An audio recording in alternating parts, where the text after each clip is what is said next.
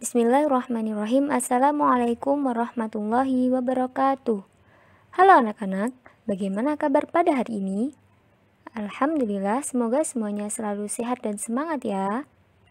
Baik, sebelum memulai pelajaran pada hari ini, mari kita awali dengan bacaan basmalah. Bismillahirrahmanirrahim.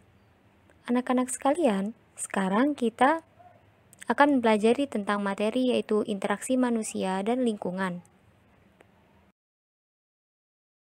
Berikut peta konsep materi pelajaran pada hari ini, yaitu interaksi manusia dan lingkungan. Yang pertama, pengertian interaksi manusia dan lingkungan. Kedua, saling keterkaitan antar komponen lingkungan. Ketiga, dampak aktivitas manusia terhadap lingkungan, yaitu terdiri dari pencemaran air, pencemaran udara, pencemaran tanah. Keempat, yaitu dampak aktivitas manusia terhadap lingkungan ekonomi. Terdapat kegiatan produksi, distribusi, dan konsumsi. Dan yang terakhir yaitu dampak aktivitas manusia terhadap lingkungan, sosial, budaya.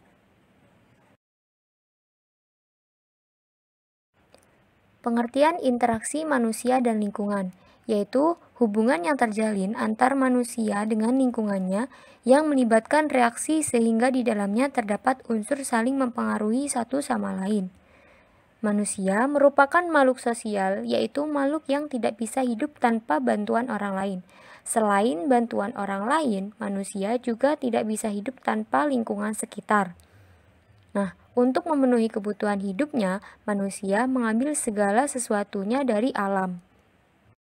Dengan berkembangnya teknologi saat ini, manusia dapat mengolah alam dengan mudah untuk mencukupi kebutuhan hidupnya.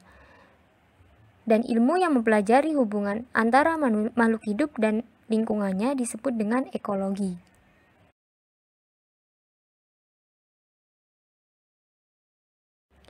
Yang kedua yaitu saling keterkaitan antar komponen lingkungan.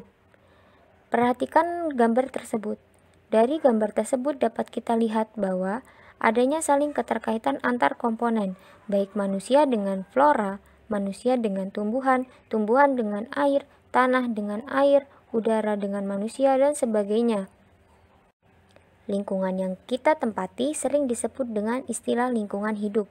Lingkungan hidup adalah kesatuan ruang dengan semua benda, daya, keadaan, dan makhluk hidup, termasuk di dalamnya manusia dan perilakunya yang mempengaruhi kelangsungan hidup dan kesejahteraan manusia serta makhluk hidup lain. Lingkungan hidup dibedakan menjadi dua, yaitu lingkungan biotik dan lingkungan abiotik. Berdasarkan sudut pandang ekologi, lingkungan hidup dibedakan menjadi 3 komponen, yaitu lingkungan alam, lingkungan sosial, dan lingkungan budaya. Nah, dari ketiga komponen tersebut, saling memiliki keterkaitan dalam bentuk interaksi antar satu komponen dengan komponen lain. Perubahan yang terjadi pada satu komponen dampaknya akan dirasakan oleh komponen lain. Misalnya saja, manusia melakukan tindakan penebangan hutan untuk dimanfaatkan kayunya, sehingga lama-kelamaan hutan menjadi gundul. Nah, kegiatan manusia tersebut tidak memperhatikan faktor-faktor kelestarian dan daya dukung lahan. Akibatnya, ketika musim hujan tiba dengan intensitas yang tinggi, tidak ada lagi lahan untuk resapan air, sehingga terjadilah banjir bandang.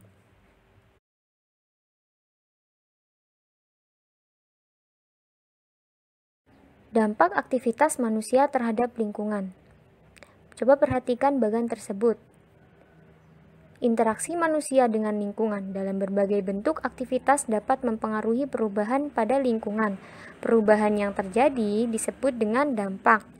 Tindakan manusia yang mengambil sumber daya alam dari lingkungan secara berlebihan akan menimbulkan kerusakan lingkungan dan kemudian menimbulkan dampak negatif yang juga nantinya akan merugikan manusia.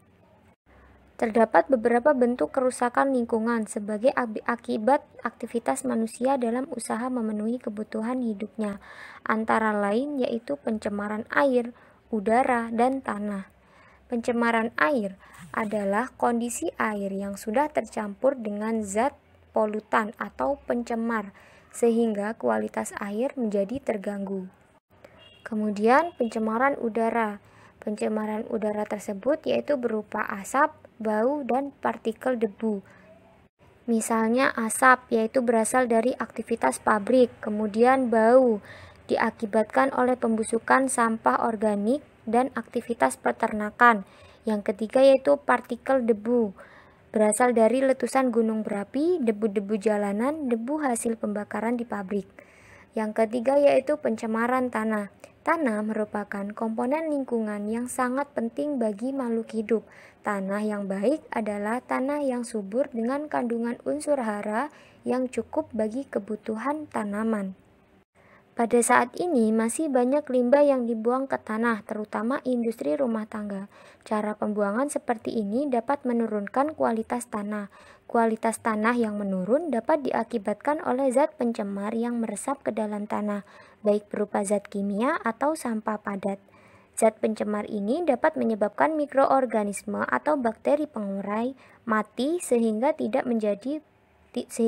terjadi proses penguraian. Nah, hal yang dapat mengurangi pencemaran tanah yang bisa kamu lakukan yaitu pembuangan sampah dengan cara memilih antara sampah anorganik seperti plastik, besi, kaleng, dan kaca, serta sampah organik seperti dedaunan. Nah, sampah organik juga dapat dimanfaatkan untuk dibuat kompos atau pakan ternak. Sedangkan sampah anorganik dapat didaur ulang sehingga dapat digunakan untuk keperluan lain.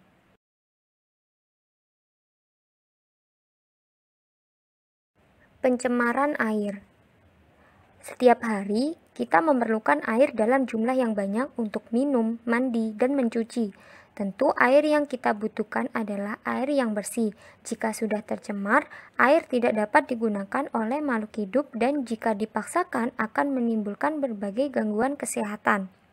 Sumber pencemaran air dapat berasal dari berbagai sumber. Yang pertama yaitu pencemaran air dari industri. Akibat yang ditimbulkan dapat membunuh organisme yang ada di sekitarnya seperti ikan dan tanaman karena cairan ini banyak mengandung zat kimia yang berbahaya seperti merkuri dan timbal. Kedua yaitu pencemaran air dari kegiatan rumah tangga. Pembuangan sampah ke sungai dapat menyebabkan banjir. Oleh karena itu, buanglah sampah pada tempatnya. Dan selain itu, kamu juga harus mencintai lingkungan hidup yang ada di sekitarmu. Karena limbah cair yang berupa sisa-sisa deterjen dapat menyebabkan kandungan oksigen dalam air sehingga ikan-ikan di sungai akan mati. Selanjutnya yaitu pencemaran air dari kegiatan pertanian. Pestisida, pupuk, dan zat penyubur tanaman jika langsung terbawa air sungai dapat mengakibatkan pencemaran air sungai. Akibatnya bagi makhluk hidup seperti ikan yaitu akan mati karena keracunan pestisida. Dan usaha yang dapat kita lakukan untuk menjaga kualitas air tetap baik sebagai berikut. Yang pertama yaitu mengurangi penggunaan pestisida dalam pemberantasan hama dan sebaiknya menggunakan cara organik. Kemudian limbah rumah tangga yang berbentuk air dialirkan ke dalam bak penampung yang tertutup sehingga tidak mencemari sumber air dan menghindari bau tidak sedap. Selanjutnya yaitu sebelum membuang limbah, hendaknya perusahaan mengolah limbah terlebih dahulu sesuai dengan standar baku mutu.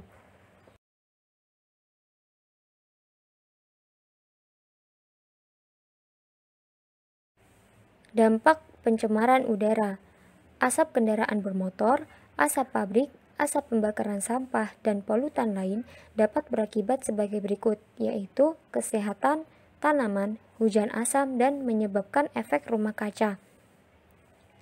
Polutan di udara dapat menyebabkan penyakit infeksi saluran pernapasan, termasuk diantaranya yaitu asma, bronkitis, dan gangguan pernapasan lainnya.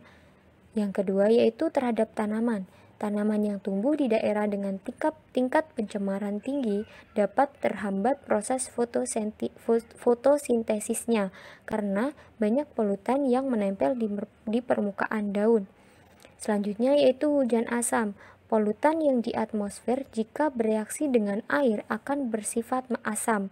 Bila terjadi hujan, maka terbentuk hujan asam dengan pH kurang lebih mencapai 5,6. Selain itu juga dapat menyebabkan efek rumah kaca. Polutan yang ada di atmosfer menyerap radiasi panas matahari yang dipantulkan oleh bumi. Akibatnya, panas terperangkap oleh polutan yang ada di lapisan atmosfer bagian bawah sehingga menimbulkan fenomena pemanasan global.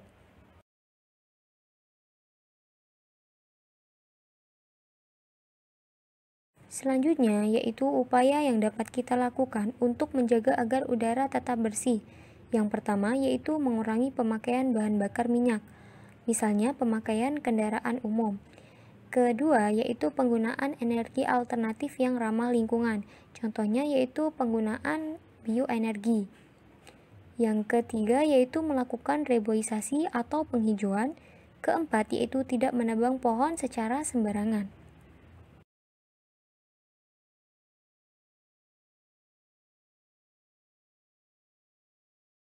Selain lingkungan alam, aktivitas manusia juga berdampak pada lingkungan ekonomi.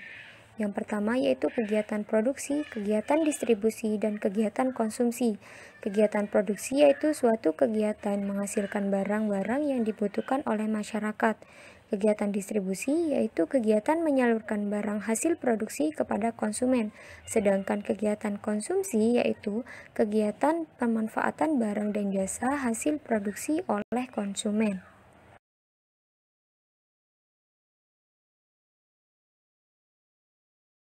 Dampak aktivitas manusia di bidang produksi terhadap lingkungan ekonomi yang pertama yaitu banyak membuka lapangan pekerjaan.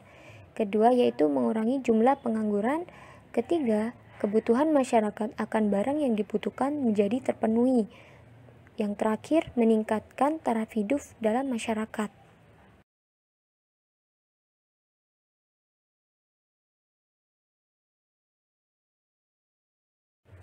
Dampak aktivitas manusia di bidang distribusi terhadap lingkungan ekonomi. Yang pertama, yaitu membuka lapangan kerja dalam bidang transportasi atau penyaluran barang. Kedua, mengurangi jumlah pengangguran. Ketiga, pembangunan jalan-jalan menjadi mempermudah mobilitas penduduk atau perpindahan penduduk. Keempat, pemerataan barang produksi. Dan kelima, meningkatkan kesejahteraan masyarakat.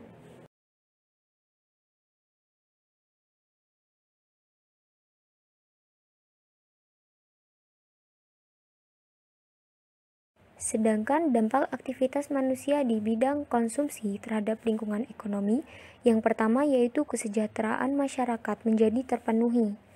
Kedua, sering menimbulkan perilaku konsumtif. Ketiga, mempengaruhi jenis dan jumlah barang produksi. Dan yang terakhir, penciptaan lapangan pekerjaan dan mengurangi jumlah pengangguran.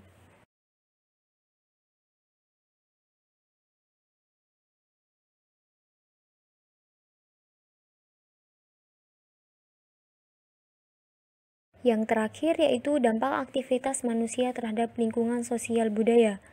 Lingkungan sosial budaya adalah segala kondisi, baik berupa materi atau benda maupun non-materi atau non-benda yang dihasilkan oleh manusia melalui aktivitas dan kreativitasnya.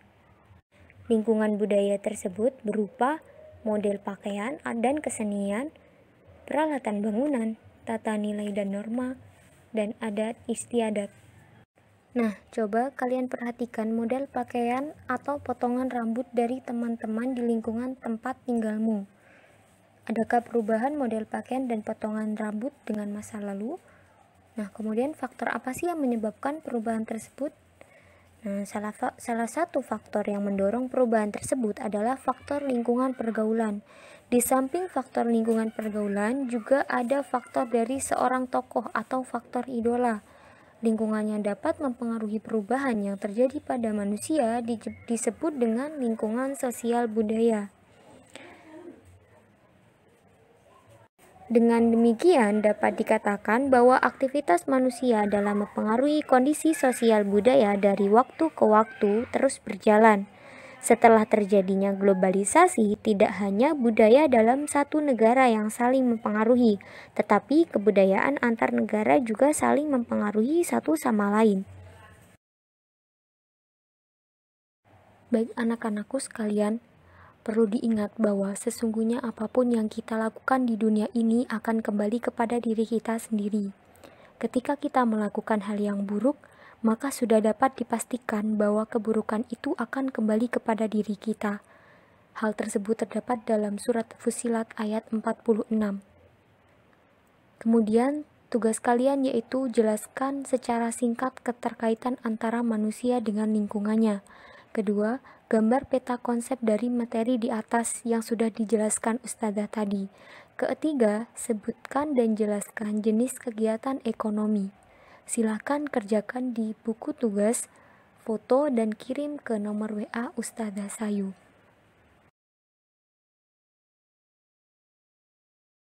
Terima kasih, kurang lebihnya mohon maaf. Wassalamualaikum warahmatullahi wabarakatuh.